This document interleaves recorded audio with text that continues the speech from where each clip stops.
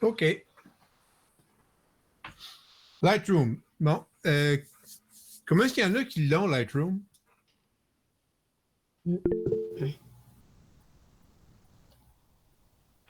C'est un peu.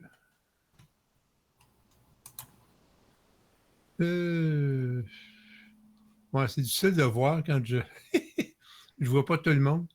Régent et Karine, Jean, Bertrand, Claude, Guy, Lynn, Steve.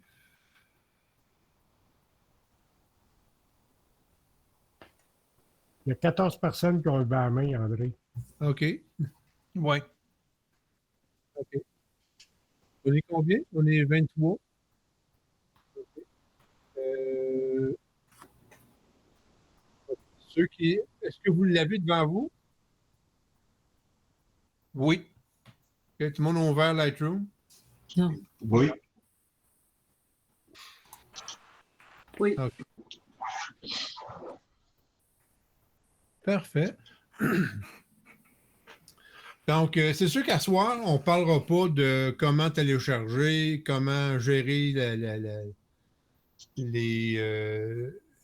les fichiers des photos dans Lightroom. Ça, c'est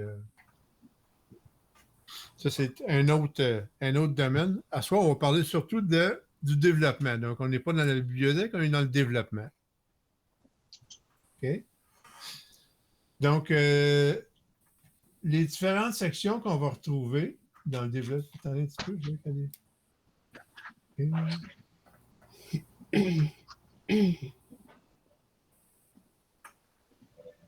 Bon. Les différentes sections qu'on va retrouver au niveau du développement. OK?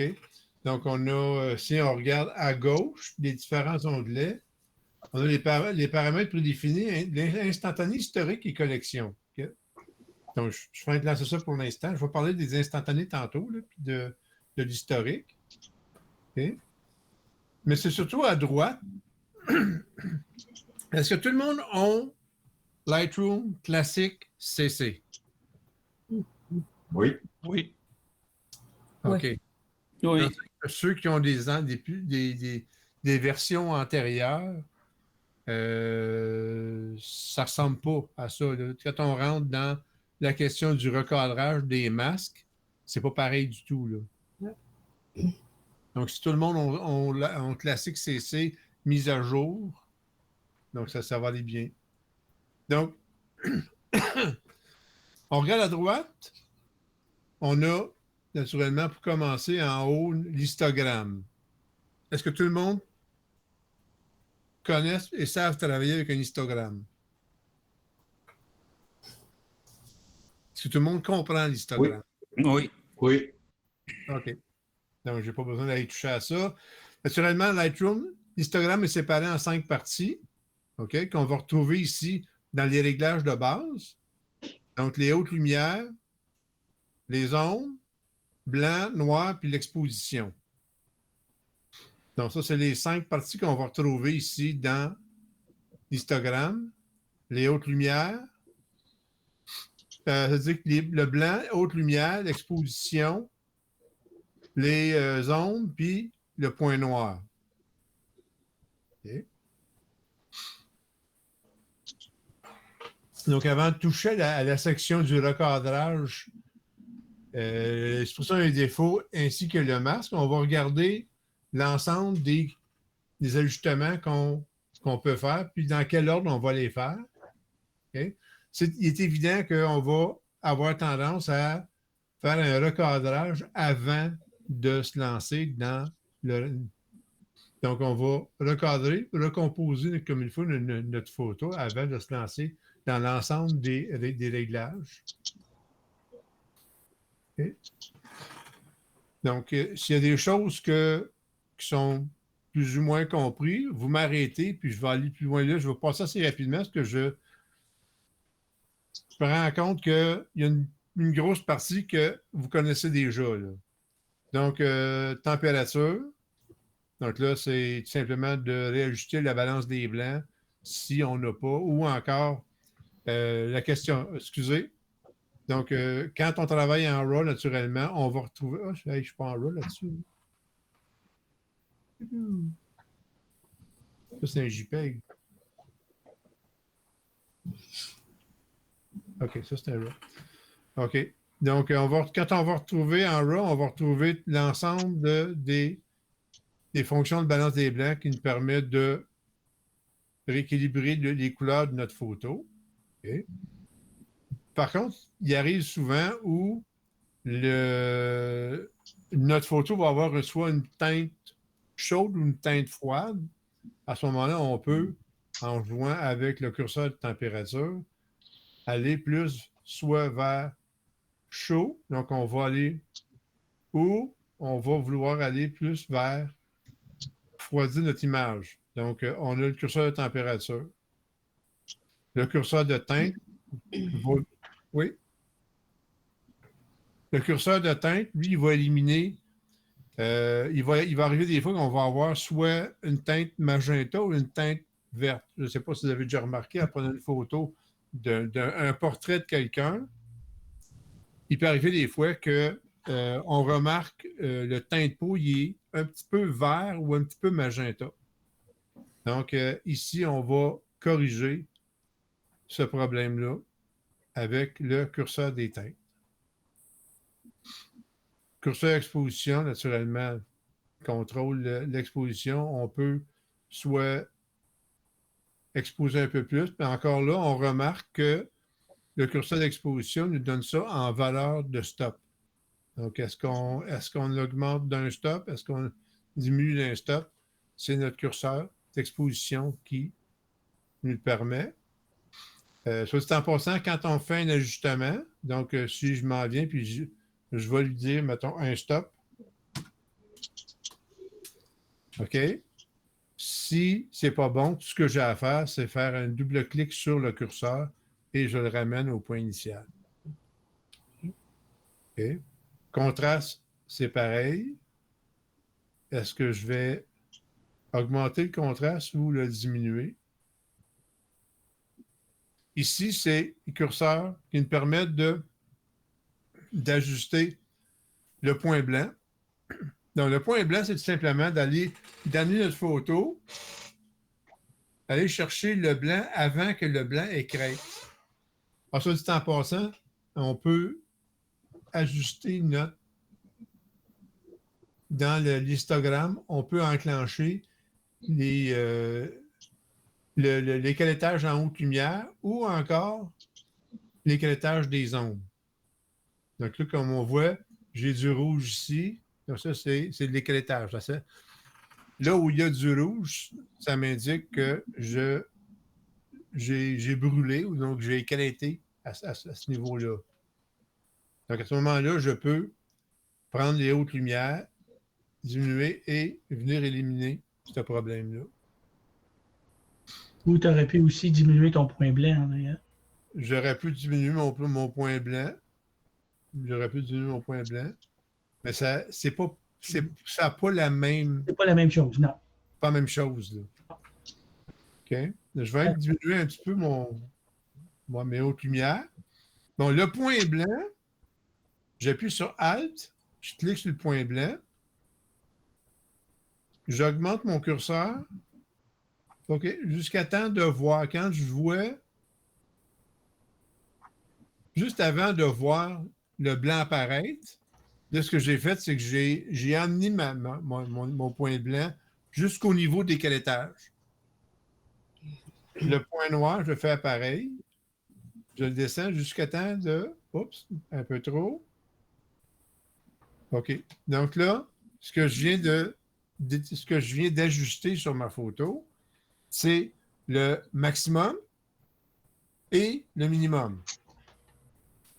OK? Donc là, j'ai du noir pur au blanc pur sur ma photo. OK? À ce moment-là, je peux jouer avec les hautes lumières. Je peux descendre mes hautes lumières pour faire apparaître un peu mon ciel. Et je peux toujours augmenter mes ombres pour venir chercher, venir déboucher ici les parties qui étaient plus dans l'ombre, ici. Okay. Donc, ça, c'est le point de départ au niveau d'ajustement de la photo. C'est encore là, c'est, mettons, une question de goût personnel. Qu'est-ce qu'on veut avoir comme noir, comme élément? Donc là, il n'y a pas de règles nécessairement à suivre. C'est à partir de la photo qu'on a fait, c'est de l'ajuster en fonction de nos goûts personnels. André, Oui. il y a 3 personnes qui ont levé la main. OK. Il y a Lynn Johnson, il y a Dominique en deuxième, puis il y a Francine en troisième. C'est-tu des mains qui étaient restées levées ou si c'est vraiment. Là, je ne sais pas. Je pense que, à part peut-être Dominique, je ne sais pas. Ouais, moi j'ai une question. Ah, Oui. OK. J'ai pas compris comment tu fais pour, avec le point blanc, avoir la page blanche. Ah, OK. Puis avec le point noir, comment avoir la page La noire? page noire. C'est tout simplement quand on appuie sur la touche Alt et on clique sur le curseur, Ah oui. là, on déplace notre curseur, on vient chercher le point blanc, puis pareil, en appuyant sur la touche Alt, OK. on clique sur le curseur et on vient ajuster notre noir. OK, super. Oui. Cette fonction-là est bien utile parce qu'elle sert aussi dans d'autres paramètres. Fait que retenez-la. Là, OK. On va le voir. OK.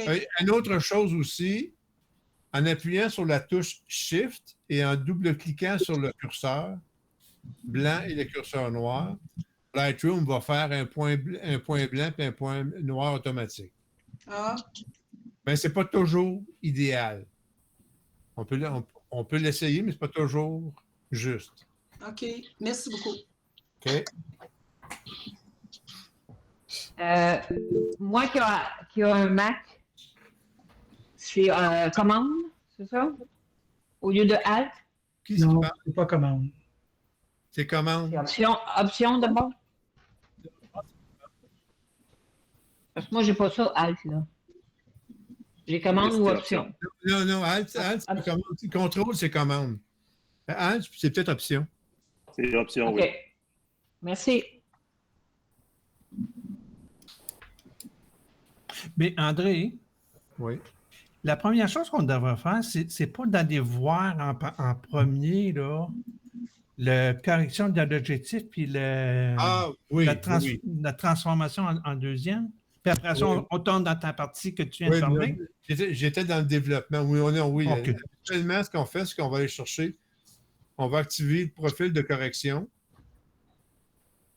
Donc, en activant le profil de correction, vous voyez qu'est-ce que ça a fait?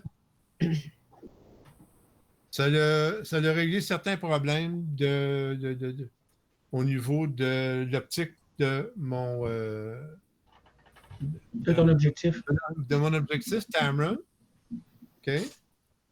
On peut aussi cocher, supprimer l'aberration chromatique qui va venir corriger les problèmes, naturellement, d'aberration chromatique. S'il y en a qui ne savent pas ce que c'est des problèmes au niveau de la convergence des couleurs sur le capteur. Donc, quand on amène la lumière, quand la lumière passe à travers de lentilles, les couleurs ne convergent pas nécessairement tout à la même place. Donc, on peut avoir des problèmes où certaines longueurs d'onde arrivent, selon pas, mettons, j'ai un point, certaines couleurs vont converger différemment sur le point. Donc, souvent, on va retrouver sur des lignes verticales ou horizontales.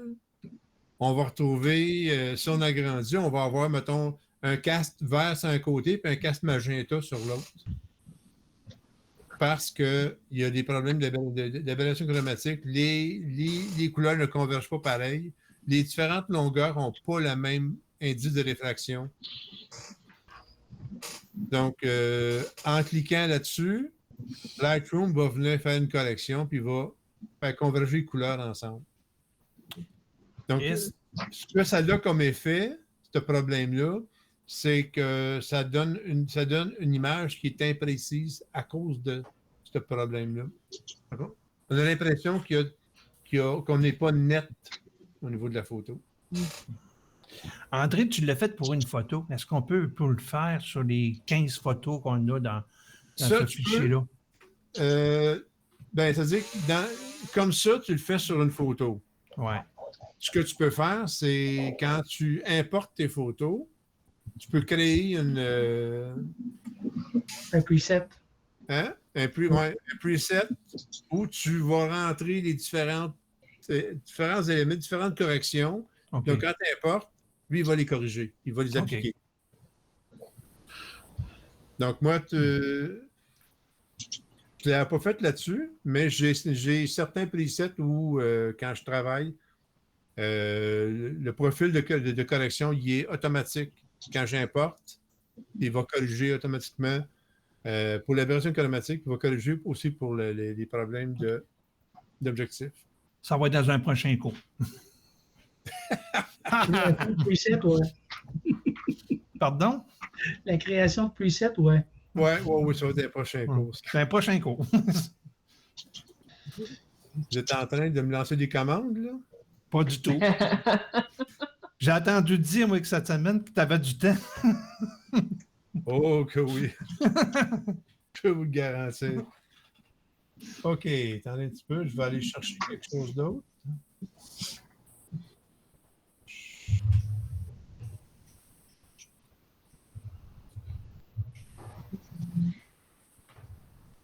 On va essayer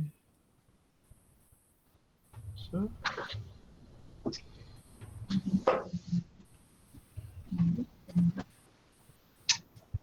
Non. On va essayer celle-là. Bon.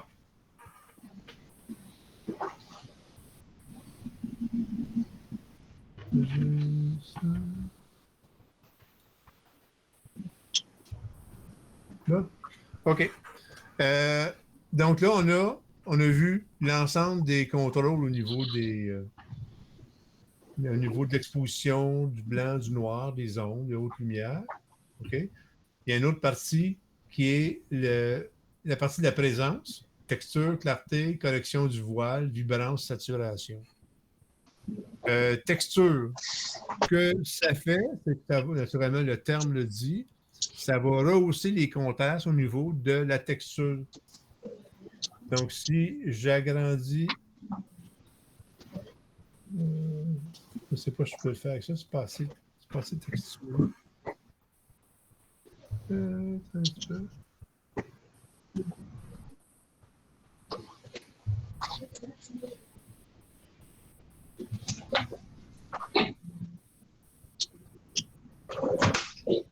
Bon, on va faire avec ça. Donc, si je m'en viens au niveau de la texture, si je prends mon curseur et je descends, tranquillement, mon image devient plus soft. Si j'augmente ma texture, bien, tranquillement, je vais augmenter. Naturellement, j'ai mon point noir aussi qui vient de changer. Là. Tranquillement, je vais augmenter la texture. Mais en même temps, je me trouve à augmenter tout ce qui est bruit, tout ce qui est... Donc, je trouve à rendre plus contrasté les pixels, ce qui augmente ce qui donne plus un effet, qui va travailler un peu plus sur les effets de texture. Je cherche quelque chose qui...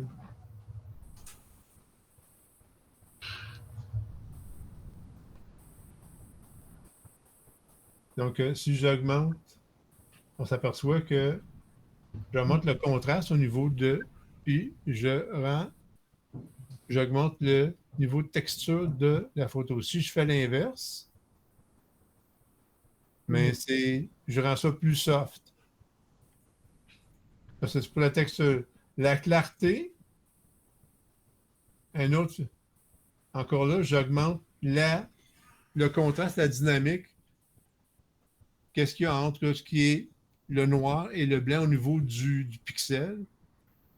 Ce qui donne l'impression, qui me donne un peu l'impression que j'ai plus plus de détails dans ma photo.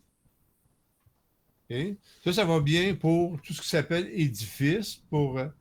Mais si vous prenez une personne, je ne sais pas si j'ai quelque chose ici que je vais prendre, mettons, cette personne-là. OK? Donc, si j'augmente la clarté un petit peu trop, ça donne un petit côté dur à la photo, donc non naturel. Donc, au niveau du portrait, du teint de peau, on peut augmenter la clarté légèrement, mais jamais. Tandis que si on a de quoi qui est architectural, la photo architecturale, à ce moment-là, on peut facilement augmenter assez élevé. Regardez un exemple, je vais prendre ça ici, l'auto, et je peux augmenter la clarté. Je peux l'augmenter énormément. Puis c'est pas un désastre au niveau de ma photo. Tandis que si je fais le contraire, si je fais la même chose, mais sur du portrait, mais ça dénature la photo. Donc ça, c'est le texture et clarté. Correction du voile, ça, c'est bien simple.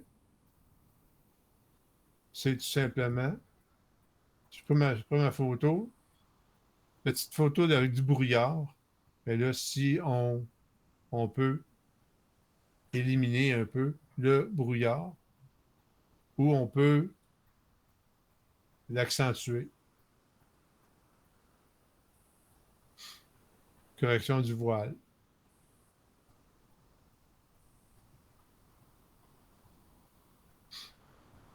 Okay. La vibrance et la saturation. Okay. La différence qu'il y a, c'est que la vibrance, on parle un peu plus de faire un traitement de couleur relatif, tandis que saturation, on parle plus de quelque chose qui est absolu. Donc, si je prends la vibrance et que j'augmente ma vibrance, j'augmente la saturation, mais plus, on parle plus d'une question de pourcentage par rapport au contenu initial. Et aussi, on protège le teint de peau. Donc, il va y avoir une légère différence, mais mes couleurs comme le bleu, les verts vont être un peu plus traitées, mais toutes les couleurs qui sont près du teint de peau, okay, vont être un peu moins. Donc là, on parle d'accentuer ou de diminuer le chroma tout en protégeant le ton de peau. Okay. Par contre, la saturation, elle, c'est plus un changement, un traitement absolu. Donc là, si je joue avec la saturation, c'est évident que je change tout, là. Donc, si on parle d'augmenter un peu les couleurs, okay,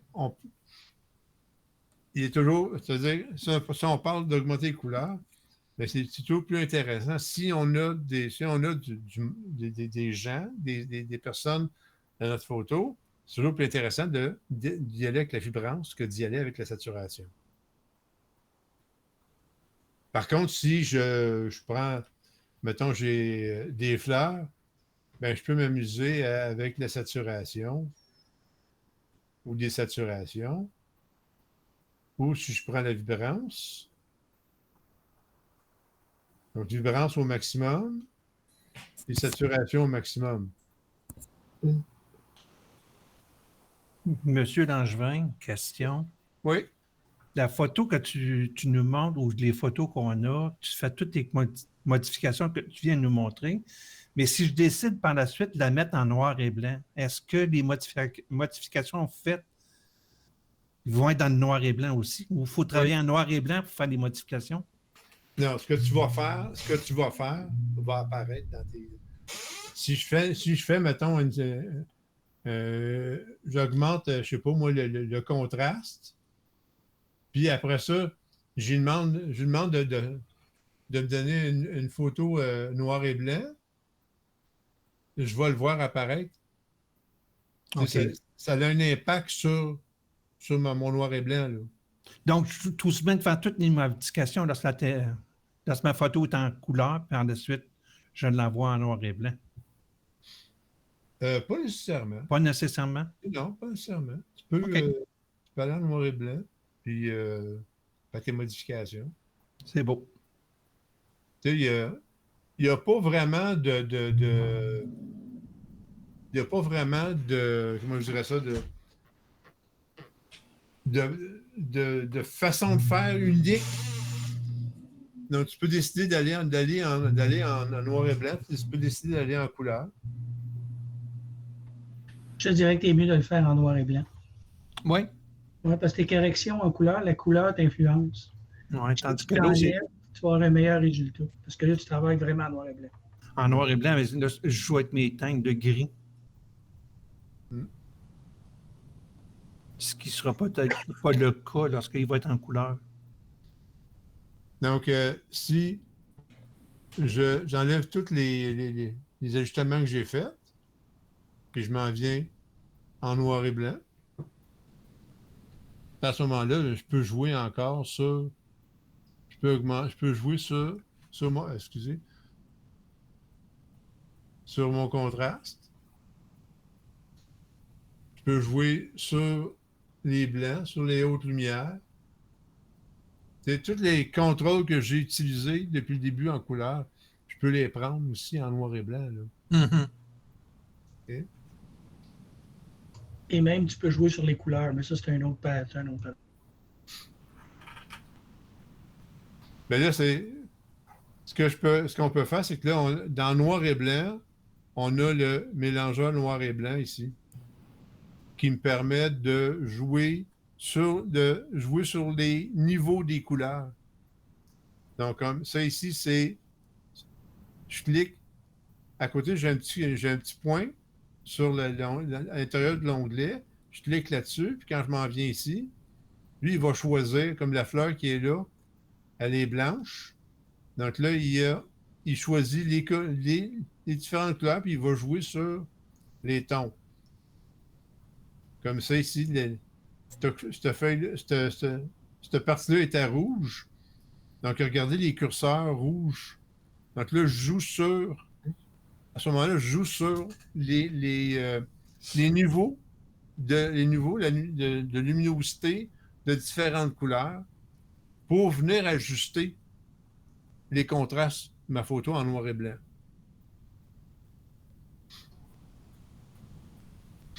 Donc là, on peut jouer sur toutes les différentes couleurs pour venir ajuster les contrastes, les niveaux de luminosité de chaque couleur ou ensemble de couleurs. Ce qui nous permet ici de venir rebalancer, rééquilibrer notre photo. Puis encore là, d'aller chercher le rendu qu'on veut dans notre photo noir et blanc. Est-ce que ça va? Oui. OK. En tout cas.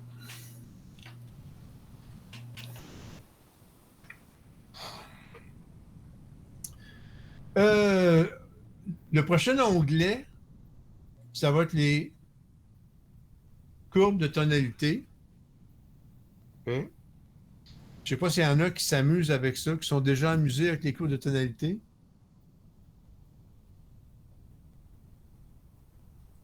OK. C'est un peu comme ce qu'on a ben, on le retrouve dans Photoshop.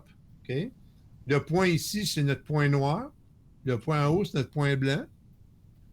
Si je prends mon curseur, ici mon point noir, et je le monte sur la courbe, tranquillement, je prends mon point noir et je l'emmène dans la zone des gris Si je vais complètement en haut, mais je suis rendu dans les blancs saturés. Le point blanc, si je le descends puis je l'amène vers le point noir, bien là, j'assombris ma photo. Donc, je me trouve à jouer sur la dynamique. Donc, si je veux réduire la dynamique, c'est-à-dire que en ce qui est entre le point blanc et le point noir, je peux simplement prendre mes 2 points, puis je réduis ma dynamique. Donc là, je n'ai pas de noir profond, je n'ai pas de blanc élevé. OK? Donc ça, c'est... et ça, on va parler d'une courbe linéaire au niveau du gamma.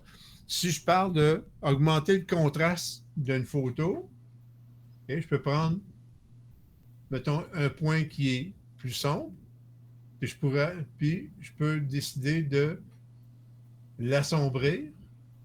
Je peux prendre un point qui est plus élevé d'un blanc et je peux l'élever, rendre plus lumineux. Donc, à ce moment-là, on parle d'une courbe en S, on parle d'une augmentation de contraste. Donc, ça, c'est une façon pour moi de venir jouer sur, réajuster le contraste de ma photo. Okay. Donc, on peut faire une série, on peut s'amuser à rajouter des points et d'aller chercher le contraste ou ce qu'on veut vraiment avoir au niveau de notre photo. C'est un peu plus, c'est plus précis que de travailler avec le curseur de contraste dans ce qu'on a vu tantôt. Donc, double-clic sur mes points, j'élimine. Ça, c'est une chose. Ça, c'est une façon d'ajuster les contrastes de notre photo. Et une autre chose qu'on peut faire, c'est aussi d'ajuster les couleurs. Parce que je peux jouer sur les différentes couches de couleurs. Donc, si je prends du rouge, OK, puis je veux venir ajuster, je vais venir ajuster, mettons, le rouge que j'ai ici, mais je peux soit augmenter, là, j'augmente, regardez la fleur blanche, je peux venir augmenter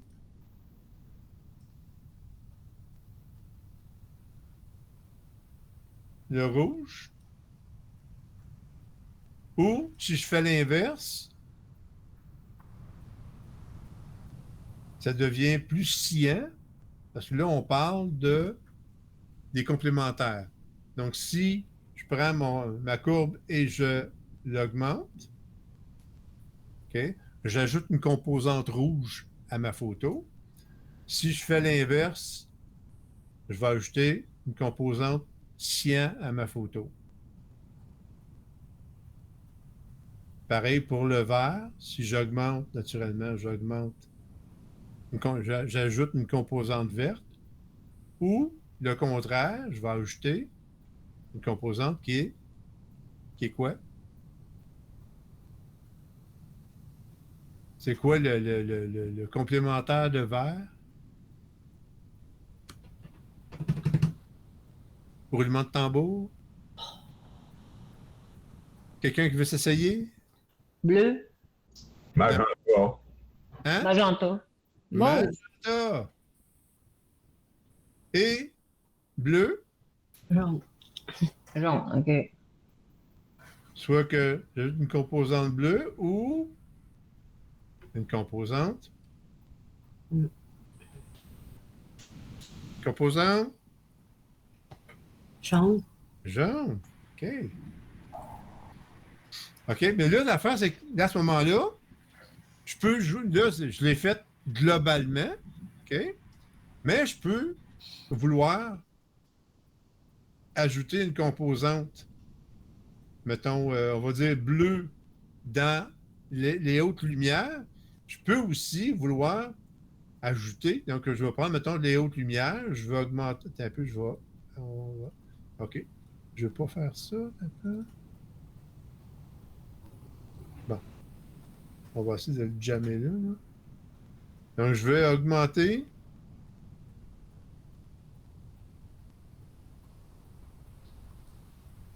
une composante, mettons, bleue dans mes hautes lumières.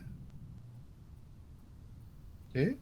Puis là, je vais avoir une composante rouge dans mes basses lumières. Une composante rouge dans mes basses lumières, dans mes ombres. Donc là, je peux venir ajuster puis jouer avec, mettons, dans mes parties ombrage, ombre de ma photo, d'aller appliquer, mettons, une correction rouge ou verte ou bleue, puis je peux faire pareil dans la partie haute lumière, je peux aussi appliquer une correction. Donc, les courbes de tonalité me permettent beaucoup plus de précision que qu'est-ce que les réglages de base peuvent me permettre. Mais j'avoue que quand on parle des courbes de tonalité, ça prend un petit peu de... faut le pratiquer, ça, un peu.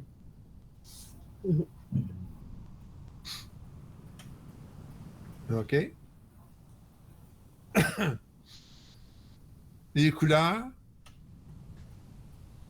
Donc, ici, on parle, mettons, de faire des ajustements en fonction des différentes couleurs, soit de la teinte, de la saturation, de la luminance. Donc, si je prends, mettons, la teinte, puis je vais aller chercher le rouge que j'ai ici, je peux venir changer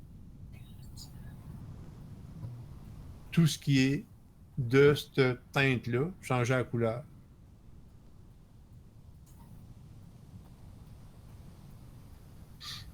Donc, pareil, là, je prends, mettons, en passant, c'est toujours le petit point qui est ici. Là. Quand je clique là-dessus, puis je m'en viens sur, ça me permet d'échantillonner et de, regardez, c'est des curseurs qui bougent. Ce sont les curseurs qui se rapportent à, là, je viens de checker mon enregistrement, qui se rapportent à cet élément-là. Quand je double-clique sur le terme teinte, ça ramène tout à zéro. Ça peut être la teinte, la saturation. Je peux jouer sur la saturation des couleurs. J'ai un exemple, André. Hein? Mettons, on voulait diminuer l'importance de la tache jaune en avant. On OK. pourrait aller chercher la couleur jaune ou le curseur. Mais je pourrais Diminuer ou la pourrais- luminance ou la saturation. ouais, je pourrais désaturer cette. Puis je pourrais aussi jouer sur la La- luminance de la tâche. Là, comme c'est sûr que le jaune est proche du vert, ben c'est sûr que le vert en souffre. Oui, Mais on pourrait le ramener pareil, le vert. oui. Mais c'est pas nécessairement, c'est un outil, mais c'est pas nécessairement le meilleur outil qu'on peut utiliser. Non. Mais c'est un outil qu'on peut utiliser. Quand c'est bien découpé, c'est plus facile. Là, Oui. là c'est parce que c'est une tâche qui est floue, fait que on était mieux d'utiliser un masque à ce moment-là. Oui.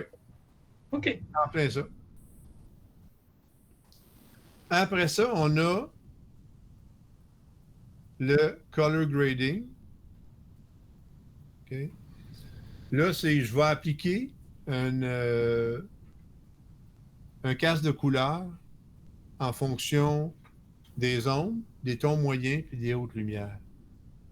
Donc, si je prends une photo, on va dire ceci. OK. Si j'applique, mettons, un casque, on va dire jaune, sur cette photo-là, dans la partie des ombres, pas évident, OK. Puis on va dans le rouge, j'applique une couleur dans la partie des ombres. On remarque que je n'ai pas touché au jaune, j'ai légèrement touché au blanc, mais c'est plus la partie qui est plus sombre de ma photo qui a. Donc, ou encore, si je m'en viens dans les hautes lumières, puis j'applique, mettons, du vert, À ce moment-là, c'est des parties haute lumière. Donc, souvent, on va faire, ce qu'on va retrouver ici. Attendez un petit peu, je vais rétablir ça. Bon, ce qu'on va souvent retrouver, c'est. Je vais enlever. Je vais avoir ça. Bon. On va les replacer. Ce qu'on va retrouver, si je m'en viens dans du noir et blanc, donc je vais prendre, mettons, ma photo, puis on va la mettre en noir et blanc. Je vais équilibrer ici. OK. Bon. On va aller chercher du color grading. Puis je vais prendre, mettons, le niveau, tout ce qui est ombre, puis je vais y donner un cast bleu. Puis, ce qui est haute lumière, je vais l'amener, je vais lui donner un casque qui est plus rouge ou, on va dire, sépia. Donc, en noir et blanc, on va faire du duotone. Puis, on pourrait aussi arriver d'un ton moyen, puis d'y donner, mettons, un autre couleur.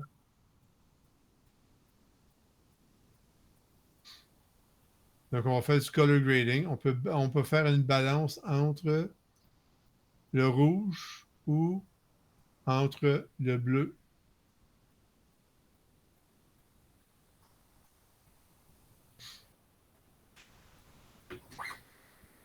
Donc là, on va, ou encore, ben, on peut vraiment aller chercher, soit les prendre d'une façon individuelle. Donc, si je prends, mettons, les ombres, donc là, je peux saturer les couleurs, désaturer, je peux jouer de la luminance des couleurs, puis je peux changer la teinte que je vais y apporter.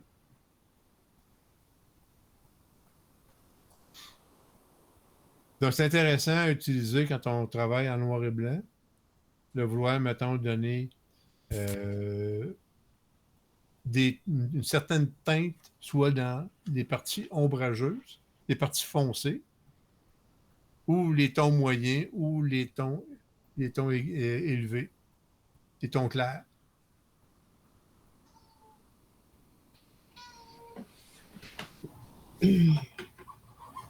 Est-ce qu'il y a des questions jusqu'à là?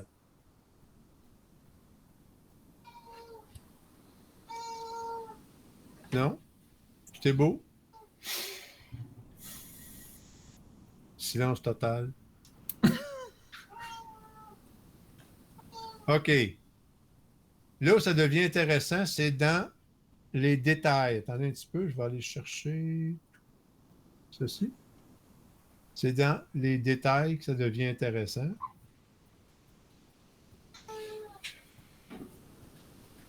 Okay. Donc, ici, on peut jouer avec la netteté de notre photo. Donc, si je prends... Viens, on va chercher ma grenouille. Je ne sais pas si je peux la... Ah! On va essayer. OK. Donc,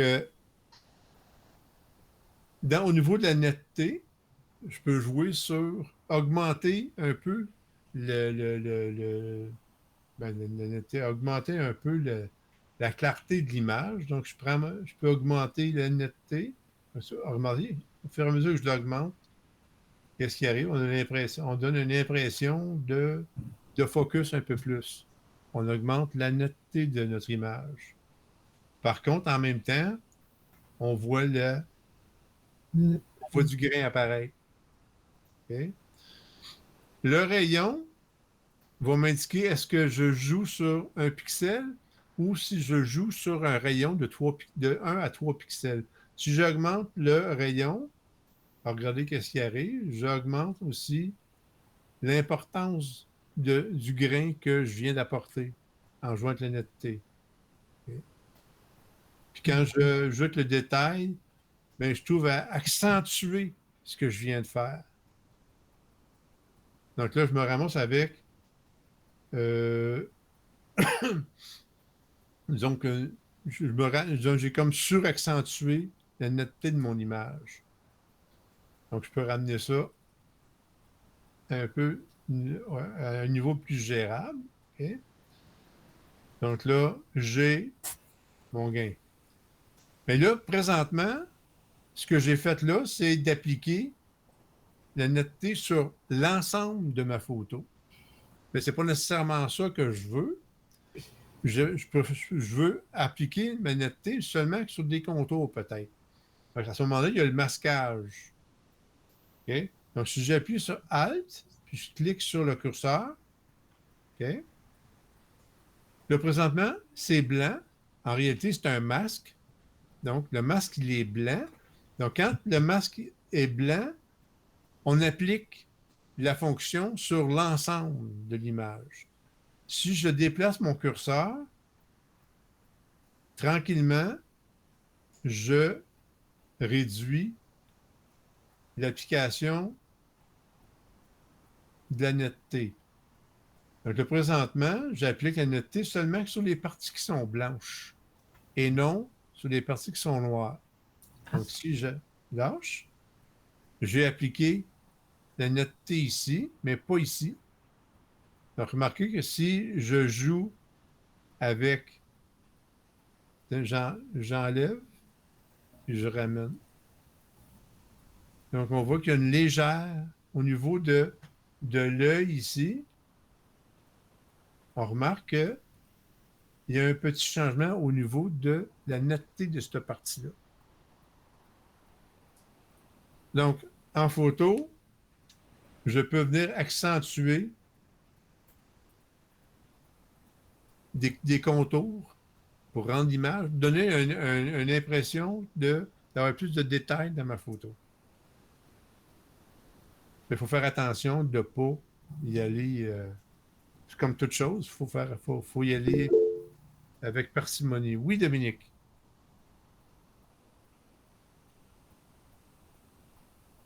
Dominique? Ton micro est fermé, hein? OK, oups, excusez. C'est une fonction que j'utilise, puis ça me donne une impression de 3D. On dirait que quand j'utilise le masquage, on dirait que ça rend le sujet plus réaliste, comme un peu un effet de 3D, que l'image un peu sort de l'image. Moi, c'est quelque chose que j'aime faire, puis je trouve que ça me satisfait comme effet. Mais je ne sais pas, vous autres, si vous avez cette impression-là quand vous utilisez le masquage, que ça donne une impression de réalisme ou comme si on avait une image un peu 3D. Je ne sais pas, vous autres, qu'est-ce que ça vous dit? Mais moi, j'aime bien. Ben, non, moi, j'ai pas cette... Moi, c'est plus d'aller définir les contours. Soit ça, ou bien souvent, on va prendre des photos, il y a des cheveux, on va venir définir le cheveu un peu plus avec le détail. On va là accentuer les petits détails, ce qui va donner un peu plus qui va aider un peu à certaines textures. Ça vaut la peine de l'utiliser. Oui, c'est une belle fonction. C'est-tu quand même assez précis? Oh, excuse-moi, Dominique. Tu disais, C'est bon, j'avais fini. Ah, OK. C'est-tu quand même assez précis? Là, tu parles de l'œil ici. Est-ce que ça va réellement toucher juste l'œil? Non, mais c'est là, ici, on parle de jouer sur l'ensemble de la photo. OK. Donc, si mon masquage est à 0, c'est sûr que ce que j'applique au niveau de la netteté va s'appliquer sur l'ensemble des pixels de la photo. OK. Mais en jouant avec le masquage, j'arrive à préciser l'effet pour amener seulement l'appliquer seulement sur les contours. Donc à ce moment-là, comme je disais tantôt, si on parle de cheveux, on peut accentuer le détail des cheveux. Là. Donc, c'est de jouer avec. Moi, c'est une affaire que j'ai jamais utilisée, ça. Moi, le pratiquer. C'est Avec modération, ça a bien meilleur goût. c'est en plein Oui, ça. j'en doute. Non, mais en réalité, c'est tous des éléments de contrôle au niveau de ton traitement que tu dois appliquer, oui, avec modération. Tu appliques ça, tu mets ça dans le tapis, mais ça va te donner un résultat. Ça va dénaturer ta photo. Tu n'as pas l'impression que. Tu sais, comme il y a certains photographes qui adorent mettre énormément de clarté et de saturation dans leurs photos. C'est intéressant, c'est un style, mais ça dénature un peu la photo. Hein. Autre chose qu'on peut retrouver, c'est la luminance, réduction du bruit de luminance. Donc, si on regarde ici l'œil de la grenouille, que j'ai accentué, même je vais enlever le masquage. Là. Donc, on s'aperçoit que j'ai du grain. À ce moment-là, la luminance va faire le contraire de netteté, va venir enlever du grain. Okay. Donc, on peut jouer sur le détail et sur le contraste. Mais ça n'a pas autant d'impact que si je travaille au niveau du rayon du détail puis avec le masquage. Donc, quand on a pris des photos, on s'aperçoit qu'on a utilisé une valeur ISO un peu trop élevée, puis on a du bruit dans notre photo. Mais avec la luminance, on peut estomper un peu, puis jouer un peu avec cette question de bruit-là, l'éliminer. On ne veut pas l'enlever complètement, parce qu'à ce moment-là, on rend la photo, on fait l'inverse d'une netteté, on rend flou notre photo, OK? Mais on veut juste l'estomper un peu pour pas que ça vienne nuire, pour pas qu'on sent que ça nuit. Puis on a aussi, dans la réduction de bruit, on a couleur, ce qui est un peu moins aujourd'hui. Il y a eu un temps où c'était plus évident, mais ça va arriver, où on va avoir, si on agrandit notre photo, notre couleur n'est pas pure.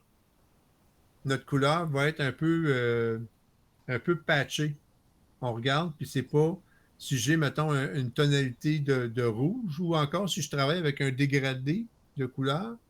Je m'aperçois que dans le dégradé, c'est pas uniforme. À ce moment-là, le curseur de couleur va venir ajuster au niveau du dégradé pour avoir un dégradé uniforme au niveau des couleurs. Mais il y a eu un temps où c'était avec les caméras qui étaient moins performantes, on avait certains problèmes de couleurs au niveau de l'uniformité des couleurs. Donc, en jouant à ce curseur-là, on venait régler ce petit problème-là. Mais on l'a très peu aujourd'hui. Détail. Donc, correction de l'objectif, on l'a vu tantôt. Okay? Donc, j'active le profil de correction et aberration chromatique. Ça, c'est à faire. Surtout à l'instant où on amène une photo, on doit faire la correction de l'objectif. Les transformations, mais là, on parle de jouer avec les perspectives. Donc, si on prend une photo, on n'est pas... on est soit en plongée ou en contre-plongée, surtout en architecture, on se trouve à avoir des problèmes de perspective. Donc, avec ces fonctions-là, on peut venir jouer avec, on peut régler des problèmes de perspective.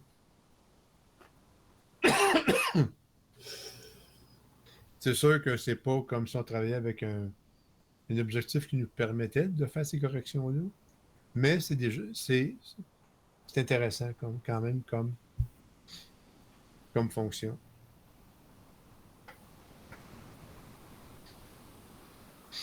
OK. Et après ça, on parle des... Oui? Tu peux-tu parler des. Tu t'as oui fouiller d'un menu, là. Des fois, il y en a qui défilent, là, ils ont 30 minutes d'ouvert, là. Tu sais, y aller comme quoi que t'en rouvres un, puis l'autre se ferme, etc. OK. Ça, c'est très important de le dire aux gens qui ne savent pas. OK. Quand on parle des onglets ici, si je fais un clic droite, j'ai ce qu'on appelle le mode solo. Le mode solo, quand il est enclenché, si j'ouvre un onglet, j'en ferme un autre. J'ai toujours seulement qu'un onglet d'ouvert. Sinon, si je désactive le mode solo, ben, je peux ouvrir un ensemble d'onglets. Je m'amuse, je vais tout ouvrir mes onglets. Donc là, je me trouve à me promener et à défiler tout le temps, passer d'un onglet à l'autre. Ce qui devient assez... Laborieux. oui, assez laborieux à long parce qu'on a plein de choses qui sont ouvertes. Puis, donc, bref, c'est une perte de temps. Est-ce qu'il y a un chat quelque part? C'est mon chat. Il veut participer. OK. Puis le dernier onglet qu'on va voir, c'est le vignettage. Donc là, je peux appliquer une vignette, un vignettage à ma photo, soit en blanc ou soit en noir. OK. Je vais la mettre au max, là. Bon. OK. Je peux jouer avec le milieu. Je peux arrondir ma vignette ou la mettre plus elliptique. Je peux éliminer le contour progressif ou le mettre au maximum. Puis, je peux jouer avec les hautes lumières.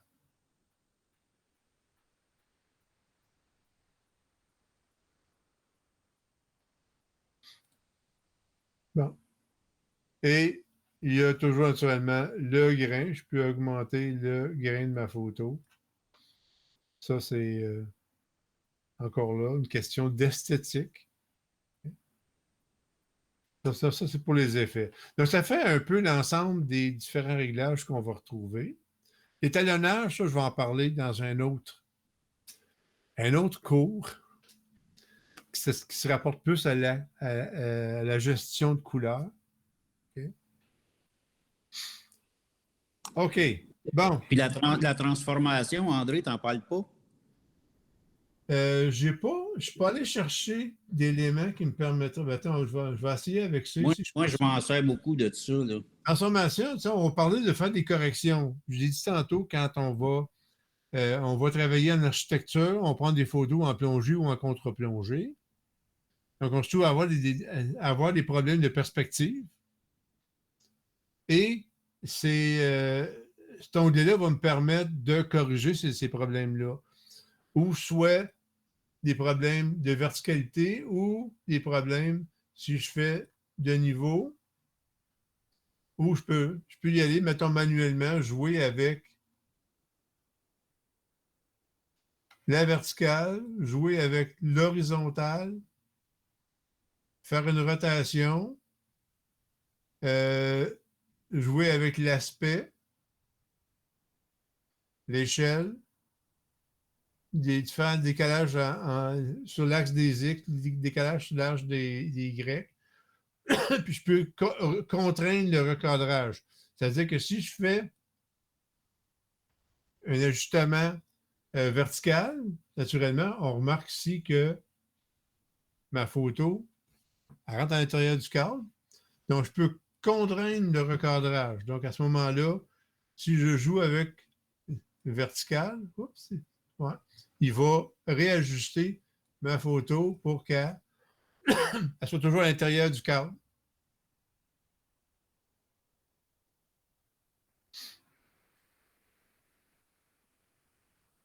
c'est pareil ici.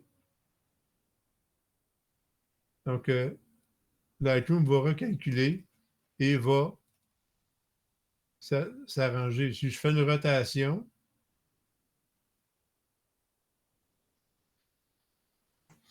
à ce moment-là, Lightroom va toujours s'arranger pour contraindre la photo à l'intérieur du cadre.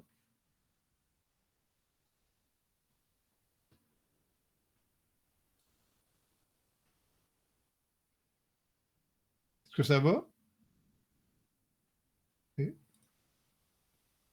Bon, on est rendu dans... Ah oui, ça, c'est une autre chose. Bon, là, j'ai... Je vais enlever cette... OK, je prends ma photo ici. OK. J'ai joué avec les textures, j'ai joué avec certaines fonctions. OK? Donc, j'ai ma photo ici. Bon. Si je remarque au niveau de l'historique, j'ai un ensemble de commandes qui ont été faites. Et donc, tout ce que j'ai appliqué sur la photo, tout ce que j'ai fait avec cette photo-là, je la retrouve ici, dans l'historique. On s'aperçoit à longue qu'il y a énormément d'éléments dans l'historique. Attendez un petit peu.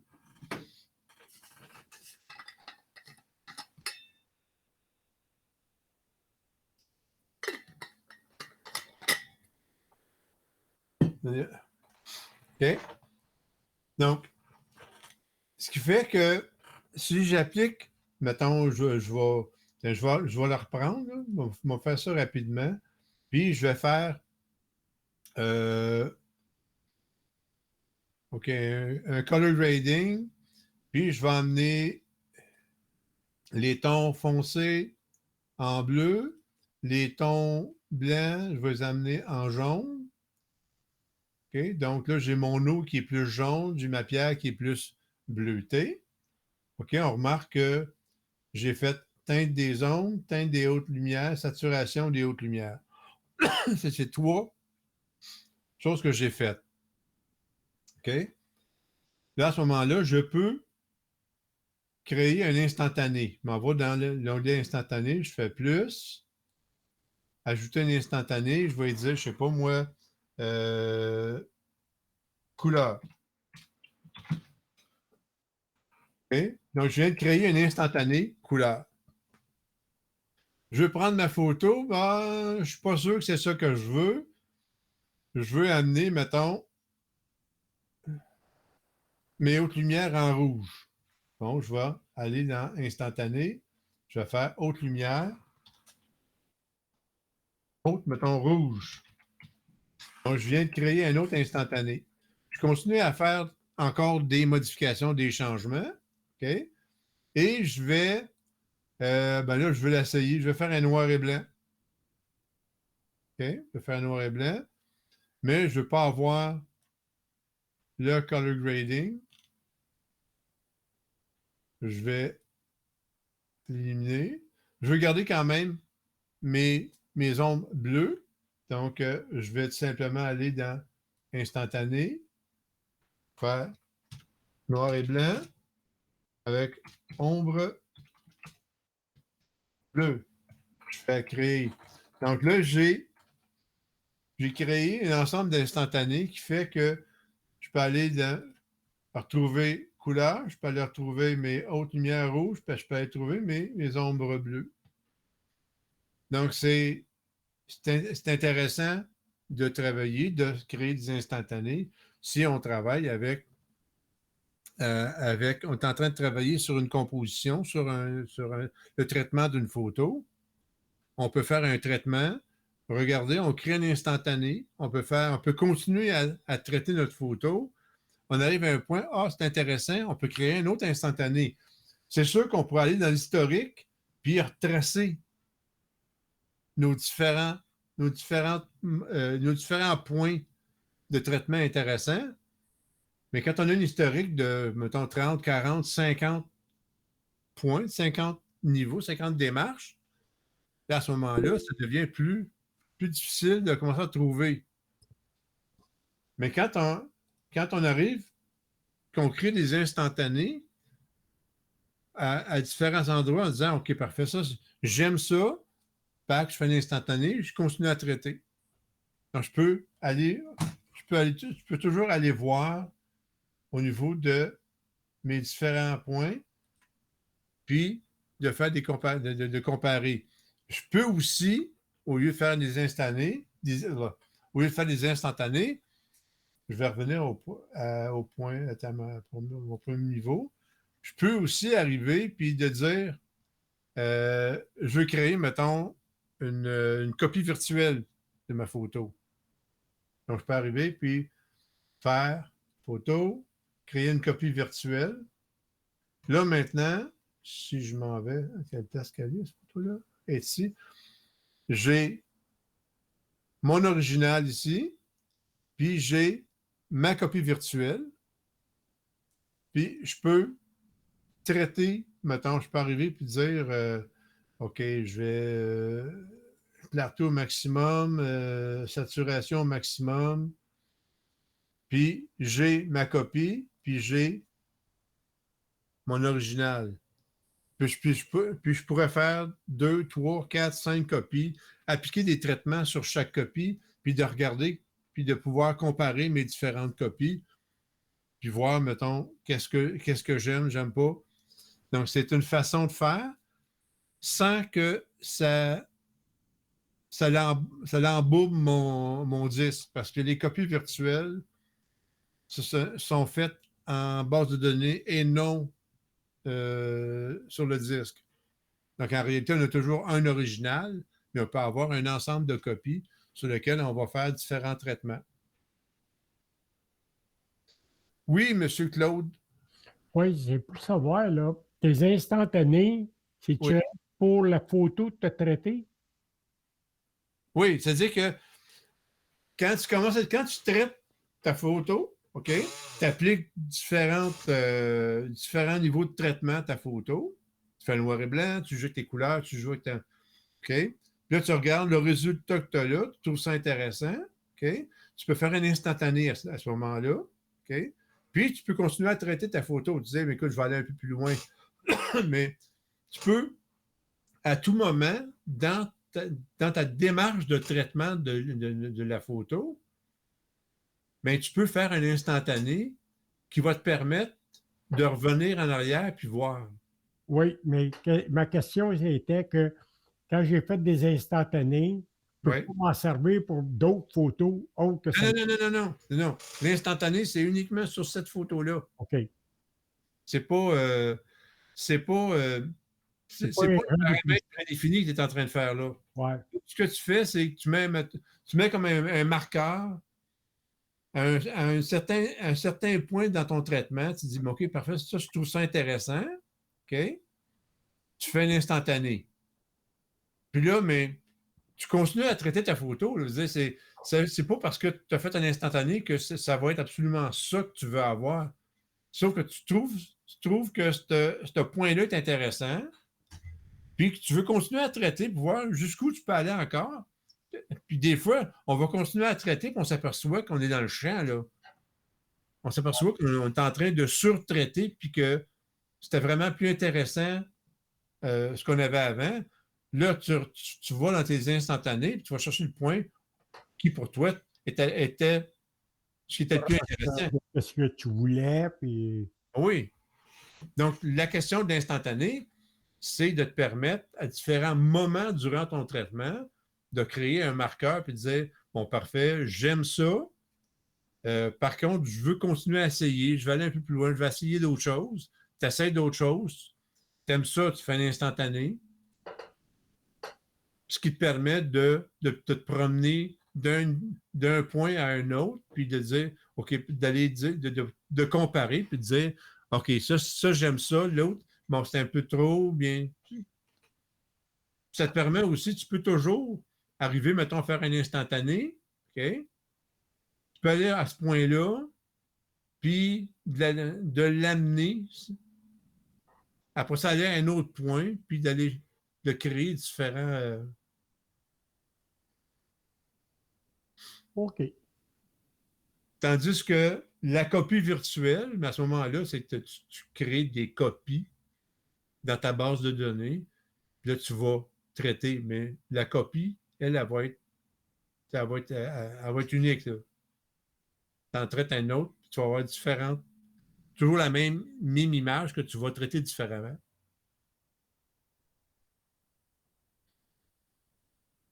Suzanne,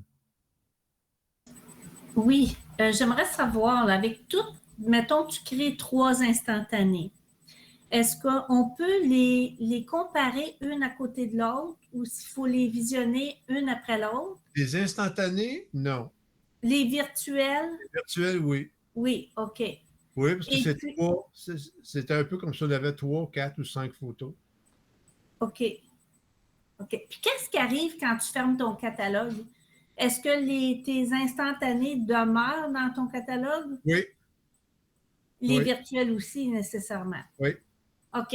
Merci. Ça, c'est pas Photoshop. Photoshop, quand on a un historique, puis qu'on ferme Photoshop, on revient, on l'a plus l'historique. Là. OK. Donc, c'est pas comme dans Photoshop. OK. L'autre point, au niveau des instantanés, ce qui est intéressant, c'est pour ceux qui vont vont faire des traitements ou vont faire du montage dans Photoshop. Photoshop, quand on amène la photo dans Photoshop, okay, les instantanés sont intégrés à la photo. Donc, dans Photoshop, je suis capable d'aller chercher, si j'ai fait, mettons, 3, 4 ou 5 instantanés de cette photo-là, je l'amène dans Photoshop et je m'en sers pour un montage. Okay? Donc, j'ai pris, mettons, tel traitement, puis je la mets dans Photoshop. Puis je m'aperçois que, non, c'était, mettons, un autre traitement qui aurait été intéressant. Je n'ai pas allé dans Lightroom, puis aller chercher le traitement que j'ai fait et de la ramener dans Photoshop. C'est que là, on travaille en objet dynamique. Okay? J'ai tout simplement ouvert l'objet dynamique, puis je vais chercher le traitement, je vais chercher l'instantané, je clique, puis il est automatiquement intégré dans Photoshop. Donc, c'est un des avantages de travailler avec un instantané, mais il y a un bémol. Il faut être en DNG. Ah, OK. T'sais? Donc, pour ceux qui ne veulent pas transformer, mais c'est-à-dire, oui puis non. Ça fonctionne, oui. Le problème qu'il y a, c'est que si je retourne dans Lightroom, puis je réapplique un traitement, je crée un nouveau instantané, là, à ce moment-là, je dois réintégrer le nouvel instantané dans la photo pour arriver dans Photoshop et de réinitialiser cette photo-là pour qu'elle intègre le changement que j'ai fait. Mais ça se fait seulement avec un DNG et non un F ou un CR2. Okay. Donc, ça prend absolument un DNG. Donc, si on travaille beaucoup avec Photoshop et qu'on fait du montage, à ce moment-là, il est intéressant de transformer quand on intègre nos photos dans Lightroom, de faire une conversion en DNG. Okay. Donc, merci. je ne vois pas nécessairement, je ne vois pas de bémol à faire une conversion en DNG. Là. Mais je veux dire, si on veut vraiment si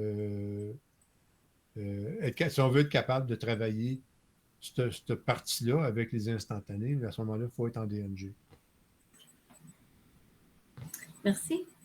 Ghislaine.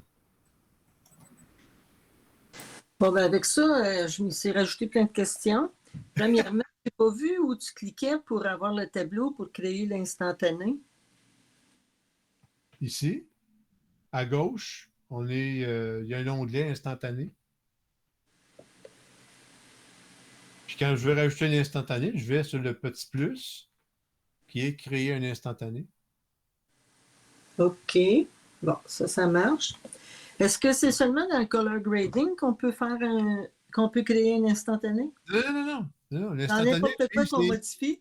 lui, l'instantané, c'est n'importe quoi. C'est-à-dire qu'à l'instant qu'on. Pendant que je suis en train de traiter mon image, si tu remarques dans l'onglet historique, je retrouve toutes les commandes que j'ai appliquées, les niveaux de traitement ou les unités de traitement que j'ai appliquées sur ma photo. Okay? C'est sûr que je peux retrouver, quand je prends mon instant, les couleurs, les 3 niveaux d'instantané, les 3 instantanés que j'ai faits, c'est sûr que si je m'en vais dans l'historique, je peux les retrouver. C'est toujours à un certain moment dans mon traitement, puis je vais le retrouver ici, que j'ai ces photos-là. Par contre, le problème qu'il y a, c'est que si j'ai, je ne sais pas moi, 90 changements que j'ai faits sur ma photo, puis là, mais je veux retrouver quelque chose que j'ai fait, mais là, il faut que je clique, puis que je le retrouve là-dedans. Tandis que si j'arrivais à un certain niveau de traitement, je crée un instantané, je continue à travailler ma photo parce que moi, je considère que oui, j'ai réussi à faire un traitement intéressant, mais je ne veux pas m'arrêter là. Je veux continuer à jouer avec ma photo, à faire des réajustements. Puis si j'arrive à un point que je trouve encore intéressant, je vais me créer un autre instantané. C'est des snapshots que je fais à différents moments dans mon traitement, des moments que je trouve corrects, je trouve intéressants là, pour moi. Là. Donc, je peux en faire 2, 3, 4, 5, 6 instantanés à travers du traitement que j'ai fait sur une photo. Ce qui fait que une fois que, OK, parfait, j'atteins un certain niveau au niveau de mon traitement, bon, je vais aller voir tel traitement que j'ai fait, je vais aller voir tel niveau, tel niveau, tel niveau. Donc, je peux aller à différents moments dans mon traitement, puis revoir ce que j'ai fait. Puis des fois, je m'aperçois que ben, peut-être que le deuxième instantané, c'était vraiment celui qui était le meilleur. Tandis que je suis rendu, mettons, au 3e ou au 4e instantané. Puis là, j'ai peut-être surtraité ma photo. Là. C'est peut-être mieux il y a, mettons, je sais pas moi, il y a 30 changements que j'ai faits sur ma photo. C'était peut-être mieux avant. Donc, je découvre que le premier ou le deuxième instantané, c'était vraiment le mieux que j'ai fait. Après ça, mais ça s'est gâté. Donc, en cliquant sur celui que tu préfères, il va revenir à ça. Bien là, si je prends l'instantané ici, puis que je clique sur couleur, ou que je clique sur les hautes lumières en rouge, ou que je clique sur noir et blanc avec les ombres bleues, ça me donne différents moments dans mon traitement, des moments que je considérais comme étant intéressants. Là, je peux me promener entre les différents moments puis dire, ben, en fait, du compte, je pense que j'aime mieux le noir et blanc avec les ombres avec un cast bleu. OK. Est-ce que tu peux le ramener au naturel? C'est à l'original, ça? Si tu t'en vas dans l'historique, tu reviens ici, Ouais. tu fais l'importation et voilà, tu retombes à l'original. OK. Et l'autre affaire, le DMG, c'est quoi? DNG, c'est tout simplement mais c'est le format RAW de Adobe. OK. Donc, il va prendre, si tu as Nikon, tu vas avoir un point 9, il va prendre ton point 9, il va le convertir en DNG. Canon, c'est CR2, il va le convertir en DNG. Sony, je m'en souviens jamais. Parce que c'est pas important. OK, merci. OK.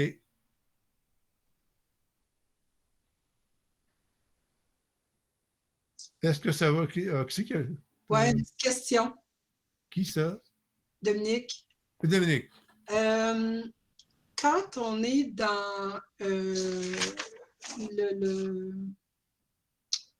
l'instantané, Oui. est-ce que je peux voir l'image de l'instantané puis l'image de ma photo originale côte Non. à côte? Non. Ah. Pas au niveau de l'instantané. OK. Non. Tu peux le faire avec les copies virtuelles parce que c'est deux photos. Parce qu'en réalité, il faut avoir deux photos pour les comparer. OK. L'instantané, c'est toujours la même. C'est différent. C'est un snapshot que tu as fait à un certain moment. Mais je vais vérifier, voir s'il n'y a pas une façon de le faire. Mais moi, pour l'instant, non. OK, mais j'ai vu qu'on pouvait aller le chercher quand même en bas de la liste des notre photo qu'on a téléchargée. Là. Oui. OK, c'est bon. Merci. Madame Hainaut,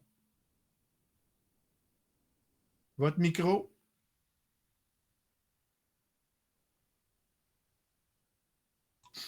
Oui. Désolée. Quand tu as fait 2, 3 instantanés, tu reviens en arrière, tu dis, ah, OK, mon premier instantané, c'était comme les hautes lumières avec du jaune. Ouais. Bon, tu dis, je l'aime, je veux, ma photo est finale. Oui. Comment tu fais pour finaliser ta photo là-dessus? OK. Plein de mouvements en fait. Après, là, tu veux t'arrêter là, revenir en arrière et dire, bon, ben là, c'est ça. Bon, déjà en partant, on est revenu en arrière. OK? Donc, si je m'en viens ici, je m'en viens chercher mon instantané, puis c'est mon noir et blanc bleu. Ouais. OK? Moi, je considère que ça, c'est la photo que j'aime. À ce moment-là, on peut l'exporter. Parce que. Tu l'exportes quand tu es positionné sur ton instantané. Oui, parce que là, en cliquant sur, mettons, noir et blanc, ombre bleue, ouais. Okay, c'est mon instantané. Je suis revenu à mon historique au point où j'ai fait ce traitement-là. OK. Bon. Donc, déjà en partant, hein, c'est ma photo. Là, à ce moment-là, il faut comprendre que tant et aussi longtemps qu'on n'a pas exporté une photo, okay, elle existe, c'est-à-dire au niveau de. Quand on a traité notre photo, tant qu'on ne l'a pas exportée, elle existe uniquement dans la base de données. Okay? C'est à ce moment-là qu'on va exporter notre photo et qu'on va lui appliquer les différents paramètres qu'on veut. Entre autres, à quel endroit on veut à quel endroit où on veut l'exporter. Ouais. Donc ça devient un fichier physique. Mm-hmm. Donc, on va l'exporter, on va lui donner un endroit où on veut l'exporter. On va lui donner un nom. On va nommer cette photo-là. Okay. On va déterminer dans quel format on veut l'exporter. Est-ce qu'on veut l'exporter en JPEG, en PSD, en TIFF, PNG, DNG? Okay. Est-ce qu'on veut l'exporter dans quel espace colorimétrique on veut l'exporter? On va l'exporter. Donc, SRVB, écran P3, Adobe RVB, ProPhoto ou un autre. Okay. Après ça, est-ce qu'on veut limiter la taille du fichier? Donc, on peut, si notre fichier, je ne sais pas moi, a 31 mégaoctets, donc est-ce que je veux limiter la taille de mon fichier? Donc, c'est évident que si je veux envoyer une photo par courriel, c'est évident que je ne prendrai pas une photo de 31 mégaoctets. Ça ne passera jamais. Ou encore, si la personne reste à quel endroit, donc? Attends un peu. Dans le coin de Saint-Zotique ou les Cèdres, je ne sais pas, il y a un endroit où la haute vitesse n'existe pas. Donc, si on envoie un fichier énorme à quelqu'un qui n'a pas la haute vitesse, mais à ce moment-là, la personne peut attendre jusqu'au lendemain matin pour avoir sa photo. OK? Donc, on peut limiter la taille du fichier. on peut redimensionner notre fichier. Donc, si on peut redimensionner largeur et hauteur, bord large, bord étroit, okay, on peut. Donc, si je large, largeur, hauteur, je peux dimensionner en pixels ou en pouces ou en centimètres. Et je peux jouer avec la résolution. Il y a un ensemble de paramètres que je peux ajuster. Quand je vais cliquer sur exporter, là, Photoshop va prendre la photo que j'ai, le traitement de la photo que j'ai faite. Il va en faire une photo physique que je peux prendre, que je peux imprimer, que je peux. Remarque, je peux l'imprimer aussi sans nécessairement l'exporter, mais que je peux prendre la photo, puis je peux. En réalité, je peux aller sur mon disque rigide, puis aller chercher la photo, puis la voir. Tandis que, présentement, cette photo-là, si je m'en vais sur le disque, je ne verrai pas ce traitement-là. Il existe uniquement dans la base de données. Ça va? Oui, mais ce que je voulais dire, là, je veux arrêter mon traitement là, mais on en a fait plein après, là. Fait qu'on est revenu dans un instantané en arrière. Fait que si je me positionne dans l'instantané ombre bleue, j'exporte ma photo à partir de là. Oui. Puis c'est ça que je vais avoir. Fait que tous les autres traitements qui ont été faits n'apparaîtront pas. Non. Aussitôt qu'on l'exporte, on exporte la photo à ce moment-là. Mais ce que j'essaie de. Ce que je comprends un peu, c'est. Non, mais je veux dire, apparaître dans ma photo physique, là, l'exportation, ça va s'arrêter là. Ça va s'arrêter là. Par contre. C'est ça, je voulais savoir. Par contre, dans cette photo-là, dans la base de données, tout est toujours là, ça. C'est-à-dire, vous arrivez, mettons, dans 6 mois, vous réouvrez cette photo-là, puis vous dites, j'aimerais ça la voir en couleur. Peut-être que. Ouais. Mais c'est toujours là. Ça, on ne le perd pas. Je comprends cet aspect-là. Ce que je ne comprenais pas, là, c'était comme pour terminer ma photo, dire j'ai fini, c'est ça que je veux. C'est final bâton. Là, je l'exporte, puis c'est ça que j'ai. Oui. En étant positionné sur mon instantané. Oui. Okay. Par contre, on peut toujours prendre, mettons, je prends le noir et blanc, puis je peux éliminer un instantané aussi. Je peux en enlever un. OK. Je peux toujours éliminer un instantané. Là, mais le travail, le traitement est toujours là. Le traitement est toujours là, mais j'ai éliminé l'instantané. C'est-à-dire que je ne pourrais pas revenir à moins d'aller dans l'historique et aller le retrouver. Là. Okay. Mais l'idée de l'instantané, c'est magique, ça, là? C'est intéressant, oui. Oui. Beaucoup. Merci. Francine Laplante. Francine? Oui. Moi, c'est concernant tes copies virtuelles. Oui. On ne peut pas les nommer, eux autres. Là. Si on ne peut pas les nommer? Oui. On peut pas, tu sais, j'ai essayé tantôt d'en faire une, puis essayer de la nommer, mettons, je sais qu'elle a une petite base, là, comme un coin tourné, là, oui. dans ta liste, mais on peut pas la nommer, exemple, copie bleue ou, tu sais. J'ai pas trouvé. En tout cas, je vais vérifier. Puis, mais moi, quand je travaille avec mes copies virtuelles, c'est toujours l'original, la copie 1, la copie 2, la copie 3. OK, pour l'exporter, à ce moment-là, est-ce qu'il faut que tu la fusionnes avec l'original ou tu l'exportes tel quel? Si je prends ma copie ici, OK? Oui. Ben, je peux l'exporter, cette copie-là. OK. Puis elle n'aura pas le petit coin tourné, là. Non. Le petit coin tourné, c'est dans le thumbnail ici. Le fait que le petit coin m'indique que c'est une copie. OK, c'est bon. OK. Merci. OK. Il y avait Luc qui avait levé la main tout à l'heure.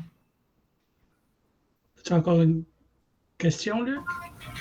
Oui, moi, je travaille avec Darktable. Puis le commentaire que je vais apporter, c'est que c'est quasiment un calque avec Darktable, c'est quasiment un calque avec le menu que je vois là. Par contre, pour exporter, c'est un peu plus difficile. Il faut que je retourne à Table lumineuse, qui est un menu qui est antérieur au développement. Là, c'est un peu plus difficile pour exporter. Là. C'est un peu plus. C'est moins compréhensible là, que ce que vous avez montré tantôt là, pour exporter dans le menu. Oui, Darktable, au niveau quand on parle d'exportation, là, c'est pas toujours évident. Non. Mais là, à date, là, c'est quasiment un calque. Là. Depuis le début de votre présentation, pour les corrections, en tout cas, c'est presque la même chose. Mais de toute façon, là, je me suis servi de Lightroom pour établir les différentes corrections qu'on peut apporter sur une photo. Mais on peut utiliser Luminar, on peut utiliser l'application de Canon, de Nikon, on peut utiliser.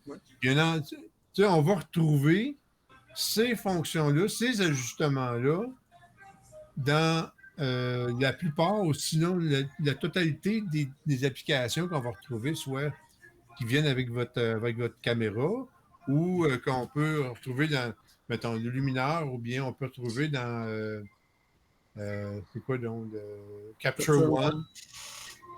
Donc, à la base, c'est toute la même chose. Là où ça va changer, c'est un peu plus loin, il y a des particularités comme Capture One, on peut travailler avec des layers qu'on ne peut pas faire avec Lightroom. Donc, il y a un ensemble des particularités à différents logiciels. Luminar, je ne connais pas, mais Michel le connaît. Donc, OK. Là, je vais en venir à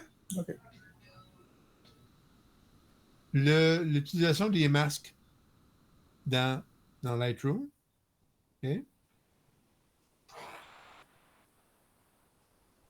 Donc, les masques, c'est tout simplement d'amener des corrections, mais plus localisées sur une photo. OK. Donc, si je clique sur le masquage ici, OK, puis je m'en viens, il y a une chose, ils ont intégré un petit côté intelligence artificielle à Lightroom, où je peux sélectionner un sujet ou sélectionner un ciel. OK. Je vais simplement refermer ça. Je vais aller réinitialiser mon... OK, j'ai ramené mes affaires. Donc, je vais faire une sélection d'un ciel. Donc, je vais sélectionner. Lightroom va sélectionner le ciel. Donc, j'ai mon ciel qui est sélectionné. Soit dit en passant, quand je travaille avec le masque, je peux jouer avec différentes façons de voir le masque. Donc, de présentement, j'ai un masque blanc sur noir. Je peux voir une image blanche. Je peux voir une image noire. Comme je peux voir aussi une image en noir et blanc ou une incrustation en couleur. Donc, mon ciel a été sélectionné par Lightroom. Là, maintenant, je peux appliquer ce qu'on a vu tantôt au niveau des réglages. Je les ai ici, mais ils s'appliquent à l'intérieur du masque. Donc, mon ciel ici, je peux décider de descendre l'exposition. Donc, j'ai un effet uniquement sur le ciel et non sur l'ensemble de la photo, comme tantôt, les réglages qu'on appliquait s'appliquaient sur l'ensemble de la photo. Là, maintenant, ils s'appliquent uniquement sur la partie qui est masquée, sur laquelle j'ai appliqué un masque. Okay? Donc, je peux jouer soit avec l'exposition, je peux jouer aussi avec les hautes lumières, je peux augmenter la clarté, la texture. Regardez, mes nuages deviennent plus définis. Je peux jouer avec la saturation et la netteté. Donc, c'est toujours toutes les fonctions qui sont ici, je peux les appliquer, mais uniquement sur le masque. Par contre, je peux aussi, on va réinitialiser ça, OK? Je peux aussi prendre un masque, j'ai sélectionné le ciel, je peux inverser mon masque.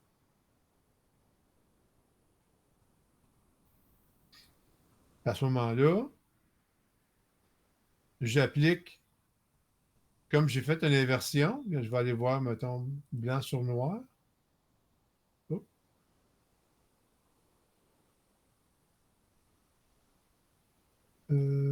Pourquoi est-ce qu'il ne me le donne pas? Faut que tu codes affiché en bas de ton onglet. OK, j'avais décoché. Donc, blanc sur noir. Là, maintenant, c'est l'inverse. Ce n'est plus le ciel qui va être affecté, mais les arbres, et ainsi de suite. Donc, c'est cette partie-là qui va être affectée. Donc, si on va dire que je descends, je rends ça plus sombre, OK? Donc, j'ai masqué. Je peux aussi soustraire. Donc, j'ai une partie donc j'ai appliqué un masque, mais il y a des éléments que je veux soustraire à ce que j'ai fait. Donc, je vais soustraire, prendre le pinceau. OK? Donc là, je vais ajuster. Tout en passant, le cercle intérieur, okay, le cercle intérieur, c'est 100% d'ajustement. Puis plus je m'en vais vers le cercle extérieur, on parle d'un contour progressif, je m'en vais vers 0 changement. Donc, là, je m'en viens enlever, on va dire, cette partie-là. Donc, je viens jouer dans mon masque, puis je viens soustraire cette partie-là à mon masque. Donc là, maintenant, si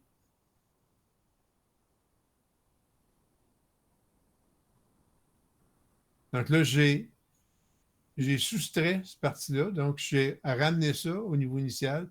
J'ai pas de changement. Donc, si je m'en viens ici, puis je vais créer un changement sur l'exposition. Regardez, là, je joue ça ensemble, mais je ne touche plus à cette partie-là. Elle ne fait plus partie du masque.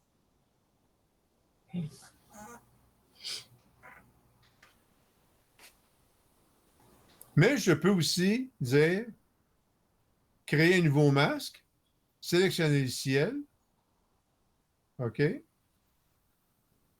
et jouer avec les hautes lumières.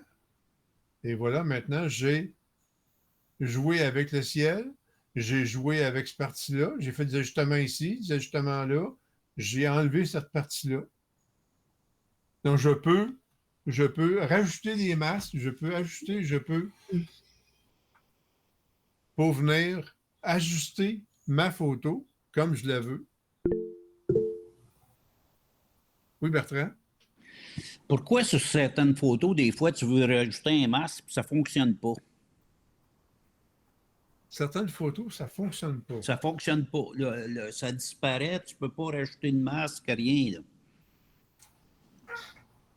Ça m'arrive à l'occasion de voir ça. Le petit carré qui est là, il n'est plus là pendant tout. Que tu parles ici? Ouais.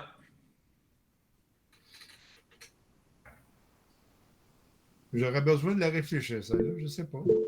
Ça arrive à l'occasion. Jamais, parce que ça ne m'est jamais arrivé encore de... Non? Non. Non. Parce que tu peux même le faire sur un JPEG, si tu veux. Oui, tu peux le faire sur un JPEG. Même que ça, je pense... Tu fais un premier ajustement, mettons, tu vas aller refaire le ciel après, puis tu essaies, il n'y a rien qui apparaît. Là. Je ne sais pas pourquoi. Là. Je sais pas. Faudrait que... En tout cas, ça n'est pas arrivé encore. Non. Moi, ça fait quelques fois que ça m'arrive. Faudrait que je vois Je sais pas. Je peux pas te répondre à ça. Là. Mm. Parce que moi, ça m'est pas arrivé de frapper ce problème-là. Mhm. J'ai pas un Mac, là, mais. Petite joke en passant. Là. OK.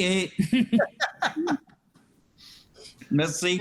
Non, mais sérieusement, j'ai pas encore frappé ce problème-là.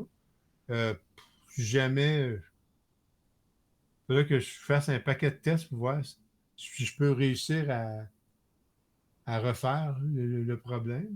Ou toi, si jamais ça t'arrive, essaye de prendre en note ce que tu as fait comme démarche qui t'a amené à ça. Ouais, c'est ça. C'est parce que je ne remarque pas qu'est-ce qui arrive à ce moment-là. Là, Ouais. Normalement, c'est en partant. Là, je fais un premier masque, puis là, je veux rajouter l'autre, puis là, il n'y a plus rien. Là. Je ne suis pas capable de rajouter rien. J'ai beau cliquer dessus, puis... Mais si tu veux rajouter un masque, faut que tu cliques sur le plus. Là. Oui, je le sais, mais je ne l'ai pas. Ah, t'as pas le plus? Le carré, ben non, j'ai rien. Là. Après le premier masque, il n'y a plus rien. Là. J'ai plus accès à ce carré-là là, qui est là. C'est sûr que si tu as cliqué sur le masquage, tu n'auras plus. Tu es sorti de la fonction de masquage. Oh, ouais, ça, c'est correct. Okay. Je vais vérifier la prochaine fois, mais que ça... La prochaine fois, regarde comme il faut. Ouais. Prends une note, ce que tu as fait comme démarche. Mm-hmm. Puis envoie-moi ça, puis je vais m'essayer de recréer ta démarche pour voir si moi avec j'ai le même problème. Ouais, OK. Merci.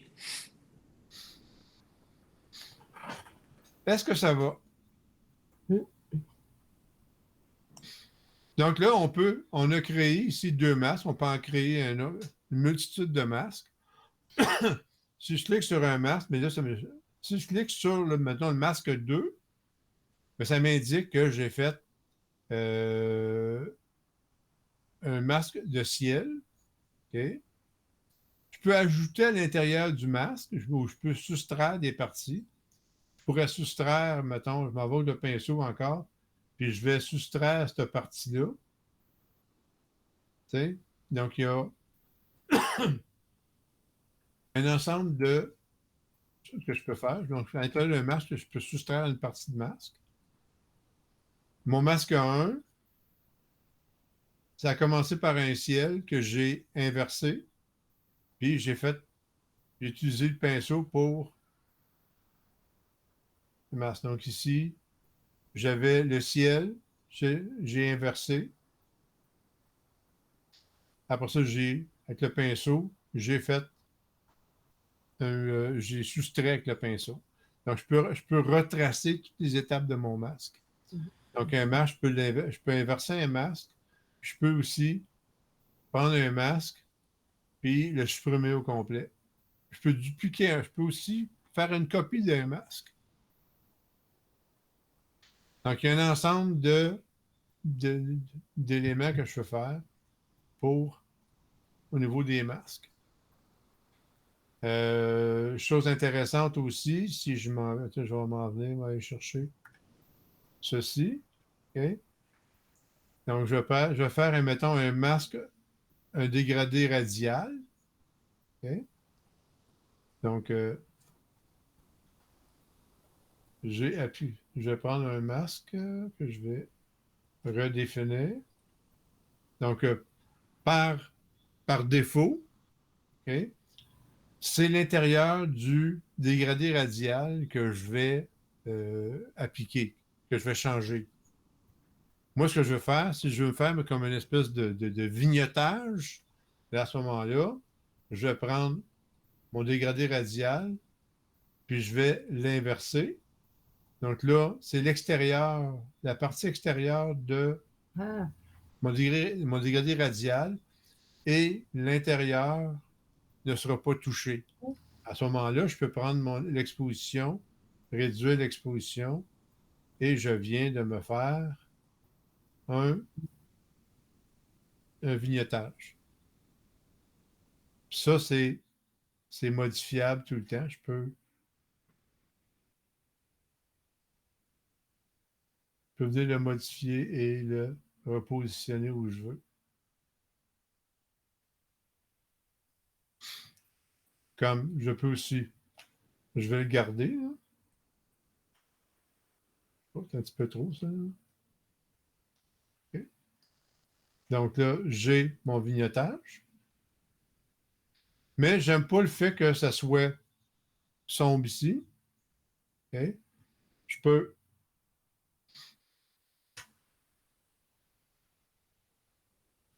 attendez, c'est pas ça que je voulais faire. Je peux, mettons, venir ici, puis je peux soustraire, pinceau. Je vais soustraire cette partie ici à mon vignettage.